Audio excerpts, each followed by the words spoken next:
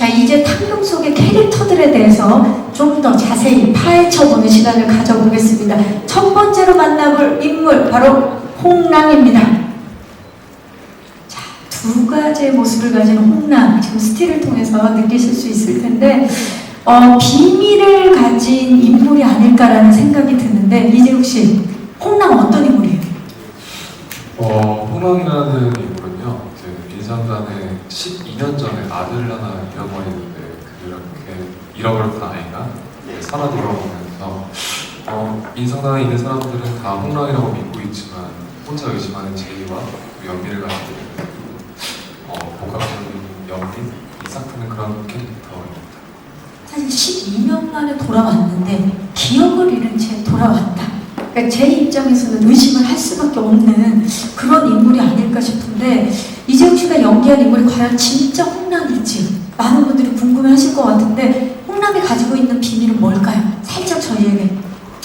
사실 이 어떤 초반부의 관전 포인트가 될 것 같아요. 홍랑이 진짜인지 아닌지에 대한 그런 의심들, 제이뿐만이 아니라 시청자분들도 하실 거라고 생각하고, 주요 인물들이 이제 후에서 나오는데 화공은 누구이고, 서리는 누구이고, 아이들은 왜 실종됐는지, 그리고 이 실종된 아이들은 홍랑이와 무슨 연관이 있는지 봐주시면 감사하겠습니다. 자, 궁금증을 지금 자극하고 계시는데, 이재욱 씨가 다시 한복을 입고 액션을 한다. 정말 많은 분들이 기대를 하고 있습니다. 네, 벌써 대박 예감이다라고들 말씀 많이 하시는데, 이번 액션 연기를 위해서는 좀 어떤 부분 특별히 준비를 했나요? 이전과는 좀 틀렸었어요. 무술 감독님이 짜주신 시퀀스가 굉장히 좀 이렇게 표현하는 게 맞을지 모르겠지만 굉장히 스타일리시하다라고 생각을 했었습니다. 그래서 이제 난이도가 있는 액션들이 많았고요. 대부분 보는 것만큼이나마 좀 많이 연습을 하러 갔던 기억이 있습니다. 지금 스틸만 봐도 사진일 뿐인데 이 공기를 뚫고 이 사진을 찍고 나올 것 같은 느낌이 있어요. 저 상황이 좀 후반부에 나오는데 제가 찾던 인물과 관련된 사진이고요. 저 때도 굉장히 좀 긴장감이 있게 찍었어서 아직도 저 씬 하나하나 찍었을 때 어떤 공기나 이런 것들이 좀 생각이 나요. 그 정도로 신경을 기울여서 찍은 촬영입니다. 자, 이재욱 씨가 보여주는 홍랑에 대한 기대가 높아지고 있는데요. 홍랑의 진짜 정체는 꼭 탕금 본편을 통해서 확인해 주시기 바라면서, 이번에는 홍랑의 이복노인 제이 캐릭터 만나봅니다. 아, 참 곱다라는 말이 절로 나오는데요. 제이 어떤 인물인가요? 조보아 씨? 네, 제이는 유일한 가족이자 가장 소중한 존재인 이복동생 홍랑이가 어릴 적 실종이 되면서 내내 그 홍랑이만을 찾는 그리움으로 가득 찬 인물입니다. 그러다가 이제 12년 후에 홍랑이라고 하면서 나타난 친구를 보면서 진짜인지 가짜인지를 찾던 와중에 또 모르를 처음 느끼는 새로운 감정에 휩싸이는 그런 인물입니다. 이 제이라는 인물의 매력을 느껴서 이 작품을 선택하셨을 텐데 어떤 점에 매료가 되셨나요? 다른 작품, 다른 캐릭터들과의 확실한 차이점은 사실 그 온누이, 우애, 형제 자매 간의 우애라는 감정에 저는 조금 매력을 느낀 것 같아요. 평소에도 친동생이랑 워낙 우애가 깊고 애정이 큰데 탕금이라는 작품을 읽으면서 동생 홍랑이를 그리워하는 그 누이의 마음을 제가 너무 표현을 해보고 싶은 욕심이 생겨서 도전하게 됐습니다. 그렇죠. 그 온누이의 그 우애라든지 감정을 표현해보고 싶었다. 지금 홍랑이도 굉장히 고개를 끄덕거리면서 하고 있어요. 자, 제이는 돌아온 홍랑을 가짜라면서 끊임없이 의심을 하는 그런 인물인데, 홍랑을 의심하면서도 그에게 알 수 없는 묘한 감정을 느끼게 되는 그런 인물이잖아요. 그런 감정을 표현할 때 있어서 어떻게 좀 고민을 하셨는지. 어린 시절 홍랑과 12년 만에 기억을 잃고 다시 나타난 홍랑, 이 두 사람을 대하는 감정이 철저하게 분리되어야 했던 것 같아요. 사랑하는 가족, 동생으로서의 홍랑에 대한 감정과 나도 모르게 끌리게 되는, 남자로 다가게 되는 홍랑에 대한 두 가지 감정이 좀 어렵긴 했지만 확실하게 분리를 하려고 노력했던 것 같습니다. 자, 그럼 지금부터는 우리 홍남과 제이를 둘러싸고 더욱더 풍성한 이야기를 만들어주실 인물들 만나보도록 하겠습니다. 정가람 씨가 연기한 인물이죠. 무진 만나봅니다. 자, 무진에 대해서는 또 홍남과는 또 다른 매력이 느껴질 것 같은데 어떤 인물인지 소개 좀 해주세요, 가람 씨. 네. 무진은 사라진 홍랑을 대신해 이제 민상단의 양자로 들어온 아이인데요. 근데 홍랑이 돌아오고 이제 무진이가 상단의 후계자 자리뿐만 아니라 이제 모든 걸 잃게 될 위기에 처해지자. 네. 그 홍랑이 진짜인지 가짜인지 이제 제이와 함께 파헤치는 인물. 사실 내 자리를 걸고 해야 되는 거잖아요, 지금. 네. 네. 지금 절박한 상황입니다. 완전 절박한. 자, 홍랑의 등장이 무진에게 진짜 굉장히 큰 변화를 가져다 줄 것 같은데 자신의 자리를 위협받는 불리한 상황 속에서 이렇게 복잡한 감정을 좀 표현해야 되는 인물이잖아요, 무진이. 어떤 부분에 좀 중점을 두셨나요? 연기하실 때? 앞서 말씀드린 대로 이제 홍랑이 돌아오고 뭔가 인생에 계획했던 것들이 다 좀 무너지기 시작했어요. 그래서 회차가 지날수록 다양한 감정들이 변화하는데 그 감정들을 잘 표현하려고 노력했던 것 같습니다. 그래서 사실 우리 정가람 씨 전작도 그렇고 그 미묘한 감정을 표현해야 되는 연기를 정말 찰떡같이 표현을 해주시는데 이번에도 좀 고민이 깊었을 것 같아요. 네, 그렇습니다.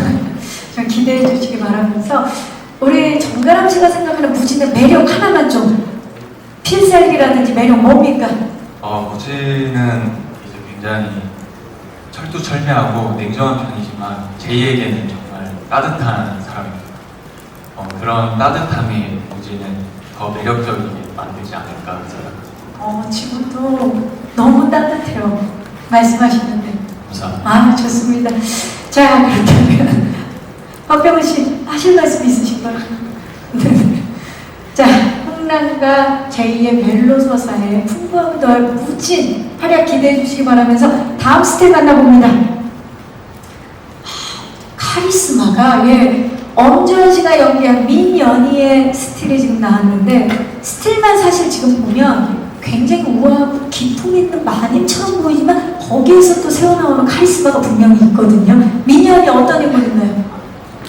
네, 연희는 이제 홍랑의 친엄마이자 조선 최고의 상단인 그 민상단의 실질적인 소유자입니다. 그래서 제가 정말 귀하게 목숨처럼 아끼던 아들 홍랑을 12년 전에 이제 실종하게 됐는데 이 원인이 제이에게 있다고 생각하죠. 그래서 이 제이를 굉장히 미워하고 있는데 12년 만에 저희 귀한 아들이 이제 돌아오면서 이 나의 아들을 지키기 위해서 모든 것을 다 거는 그런 아름답지만 잔인하고 매혹적이고 좀 슬픈 그런 인물이라고 생각해요. 네. 사실 우리 엄주현 씨는 정말 무서울 정도로 연기 잘하는 배우신데 이번에 이게 민현이의 아들 홍랑에게 대하는 것과 그리고 그 주변인들에게 대하는 모습 굉장히 다른 인물인 걸로 알고 있어요. 어떻게 좀 연기 포인트를 잡으셨나요? 온도차가 굉장히 큰데요. 일단 그 가장 사랑하는 사람에게만 가장 온화하고 따뜻한 모습을 보이고 나머지 사람들에게는 이제 거의 하고 싶은 대로 하죠. 네. 뭘 무서울 게 없는 부분입니다. 이재욱 씨가 본 엄지원 씨와 다른 배우분들이 본 엄지원 씨는 완전히 다른 사람인 거네요. 다들 이제 변경 맞추고서 민현이 선배 너무 무서워. 난 너무 따뜻하고 좋은데 왜 이런 얘기를 하지? 막 이런 적도 있었거든요. 지금 가람 씨랑 부하 씨는 그 엄지원 씨 쪽을 쳐다보지도 못하고 있어요. 예, 어떻게 된 겁니까, 엄지원 씨? 시청자분들이 어떤 점에 유의해서 보면 좋을까요? 좀 집중적으로. 일단 저는 이 작품이 그 사극이 너무 끌려서 하게 됐고 사실 김홍석 감독님의 어떤 힘 있는 연출력에 대한 믿음이 있었거든요. 그래서 아주 그냥 좀 사극이지만 이 두 주인공의 서사에 따라서 재미있게 보시면 될 것 같고 민현이는 그냥 이 여자의 이랬다 저랬다 굉장히 머리도 비상하거든요. 그래서 이 때와 장소에 따라 달라지는 민현이의 여러 가지 감정과 특히 그 의상과 메이크업에 굉장히 공을 들였습니다. 미장센이 아름다운 작품이라고 생각하고 있어서 연희의 어떤 한복과 장신구들, 헤어 메이크업들도 좀 재미있게 봐주시면 좋을 것 같아요. 또 화려한 민현이를 통해서 또 우리 우리의 옛것의 아름다운 것들을 또 많이 만나볼 수 있을 것 같아요. 기대해 보도록 하겠습니다. 자, 머리끝부터 발끝까지 민현이 그 자체로 보는 엄지원 씨 만나봤고요. 다음 스텝 만나봅니다. 대박님 나오셨습니다. 민상단을 이끌고 있는 대박 신열국의 스틸인데 박병훈 씨 어떤 인물인지 소개 좀 해주시죠. 우선 저 시대에 가장 권력과 부를 가지고 있는 민상단의 수장 대방이고요. 10대방인데 우선 그중에서는 흥남과 제2의 어떤 친부이기도 합니다. 이 인물은 어떻게 보면 자신의 욕구와 야망을 위해서 되게 냉철하고 냉혈한 그런 인물이고요. 그런 것들을 이루기 위해서 조용하지만 되게 긴밀하게 움직이는 그런 사람인 것 같아요. 그런 사람입니다. 네. 어떻게 보면 야심이 굉장히 큰 네, 그런 그렇죠. 인물일 수 있는데 신열국 그러면 이번에 캐릭터를 표현하기 위해서 어떤 부분을 가장 신경을 쓰셨나요? 우선 야망이나 이런 것들을 표현하는 배우들의 어떤 여러 가지 극 중에서 그런 연기를 보면 좀 더 적극적으로 표현하고 어떻게 보면 감정격화시키고 하지만 이번에 저는 신열국을 다가갈 때 저 사람이 그냥 겉에서 볼 때 되게 평온한 상태인가? 그런 것들을 되게 가지고 가려고 노력했던 것 같아요. 하지만 목소리 톤이나 성격이나 성질이나 이런 걸 보여주기보다는 잠깐 찰나에 스쳐가는 눈빛, 이런 호흡, 뭐 이런 것들을 좀 더 가지고 가려고 해서 뭔가 연기할 때는 좀 더 힘들었던 캐릭터였던 것 같습니다. 속을 알 수 없지만 어떤 그 찰나의 모습으로 느끼게 해주는 그런 디테일을 박병훈 배우가 이번에 보여주실 텐데 사실 엄지원 씨가 이번에 부부로 나오시죠. 지금 스틸이 나왔는데 그냥 저희가 생각하는 부부의 모습은 아닙니다. 따뜻함이나 부드러움 전혀 스틸인데도 안 느껴지고 뭔가 팽팽한 기운이 느껴지는데요. 신열국과 민현이의 관계에 대해서도 좀 말씀 부탁드릴게요. 어떻게 보면 신열국이라는 인물은 예전에 그렇게 많은 걸 가졌던 인물과 아니었던 것 같아요. 그래서 보면은 겉으로는 그냥 부부 같지만 어떤 민현이의 가지고 있던 부와 권력의 그것을 이루기 위해서 어떻게 보면 조선시대의 쇼윈도 부부처럼 이렇게 보여지는 것 같아요. 근데 이게 극중으로 또 재밌는 것들은 이 둘의 암투와 머리 싸움이 계속 일어납니다. 이 상황을 자기 쪽으로 가져오기 위해서 민현이와 신열국의 그 어떤 대결, 암투, 머리 싸움, 수싸움 이런 것들이 엎치락뒤치락 하는데 이런 것들이 아마 여러분들 저희 작품을 보시면서 그것 또한 되게 큰 재미가 될 것 같고 궁금해 하실 것 같습니다. 말씀을 들으면 들을수록 이 미스터리, 멜로, 사극, 탕금 궁금합니다.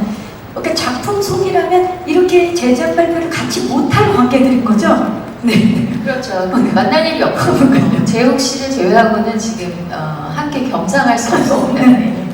좋습니다. 오늘 정말 영광입니다. 자, 바로 김지욱 씨가 연기한 한평대문입니다.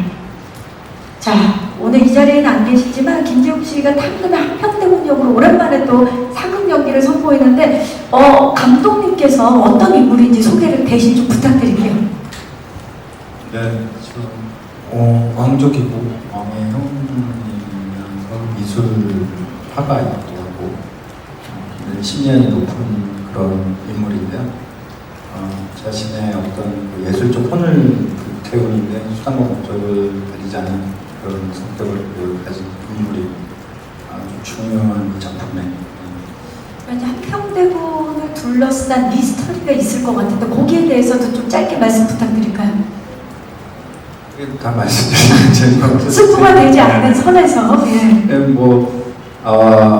아까도 말씀드렸던 그 자신의 예술혼을 좀 비정상적으로 승화시키기 위한 여러 가지 방법들을 쓰는 인물이고 그 인물이 저희 주인공들의 어떤 운명을 좀 이렇게 뒤흔드는 그런 역할을 하게 되는 것 같습니다.